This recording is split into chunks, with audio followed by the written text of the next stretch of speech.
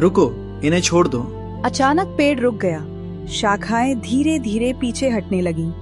गांव वाले जमीन पर गिर पड़े, कांपते हुए। पेड़ शांत तो हो गया, लेकिन उसकी जड़ें अब भी जिंदा थी। झोपड़ी के अंदर सन्नाटा छा गया था।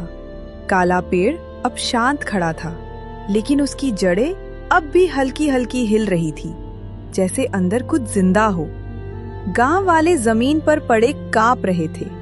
उनकी आंखों में अब लालच नहीं, सिर्फ डर था। अरुण, हमसे बहुत बड़ी गलती हो गई, हमें माफ कर दो। हमने तेरे साथ बुरा किया, लेकिन ये सजा बहुत भयानक है। अरुण, अगर हम भी इनके जैसे बन गए तो फर्क क्या रह जाएगा? मैं तुम्हें सजा दे सकता था, लेकिन मैं तुम्हारे जैसा नहीं बनूंगा। तभी अचानक काले पेड़ से एक तेज चमक निकली और वही बूढ़ा वहाँ प्रकट हो गया। बाबा, आप यहाँ? मैं सब देख रहा था, तुम्हारा हर फैसला। यह जादू सिर्फ ताकत नहीं है, यह तुम्हारे दिल की परीक्षा है। गांव वाले डर से कांपने लगे। हमें माफ कर दो बाबा, हम कभी लालच नहीं करेंगे। लालच ही इंसान का सबसे बड़ा दुश्मन है, और जो इससे हारता है वो सब कुछ खो देता है। अचानक काले पेड़ की जड़ें चमकने लगी और धीरे धीरे गायब होने लगी।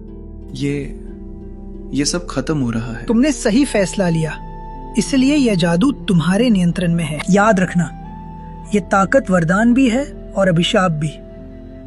अगर कभी लालच तुम्हारे दिल में आया तो ये जादू तुम्हें ही खत्म कर देगा। अरुण ने सिर झुका दिया। मैं वादा करता हूँ, मैं इसका सही इस्तेमाल करूंगा। गांव वाले चले गए डर और शर्म के साथ, लेकिन उनके दिल में अब भी एक सवाल था।